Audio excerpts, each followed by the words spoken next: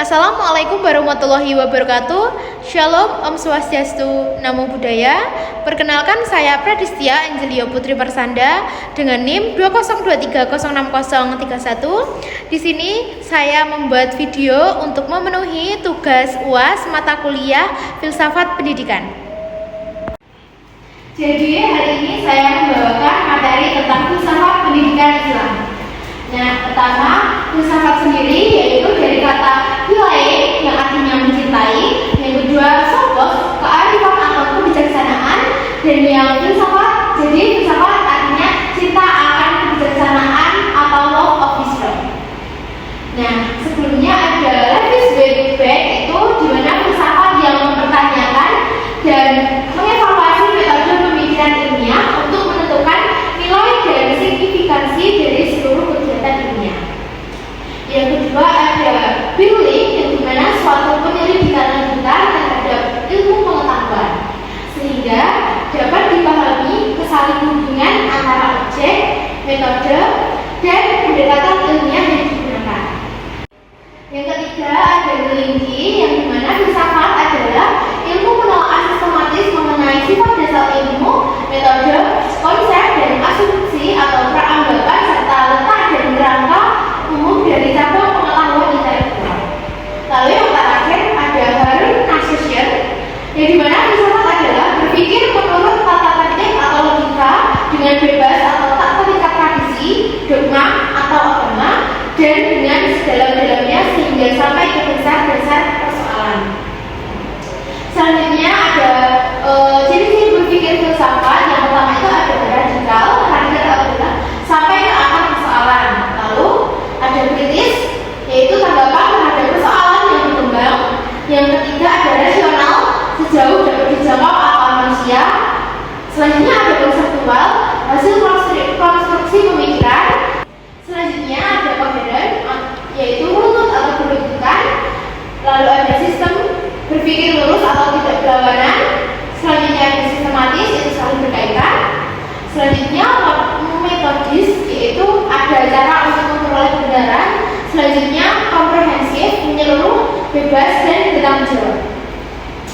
Nah, lalu di sini ada hakikat pendidikan. Jadi pendidikan menurut Marimba itu adalah bimbingan atau pimpinan secara sadar oleh pendidik terhadap perkembangan jasmani dan rohani anak didik menuju terbentuknya kepribadian yang utama. Nah, di sini ada beberapa, yaitu yang pertama itu ada usaha kegiatan yang bersifat bimbingan dilakukan secara sadar. Yang kedua ada pendidik, pemimpin atau penolong. Yang ketiga ada peserta atau anak didik. Selanjutnya bimbingan itu mempunyai dasar dan tujuan, dan dalam usaha itu terdapat alat-alat yang dipergunakan.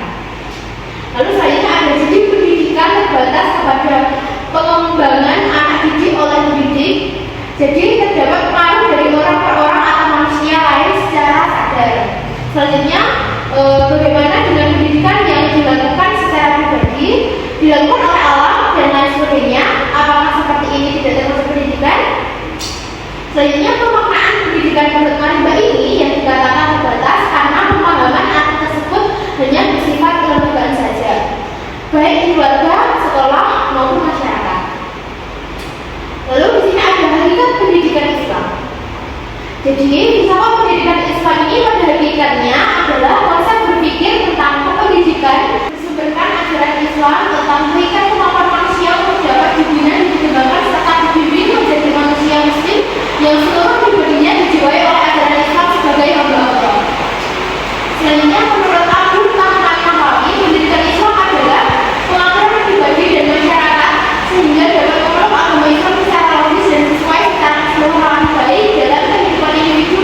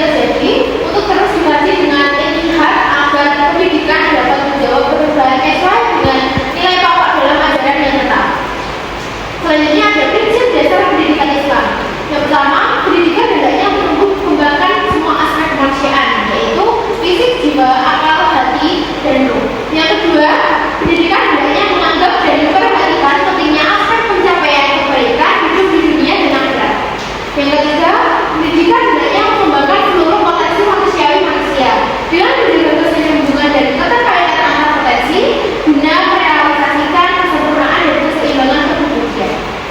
Selanjutnya ada pendidikan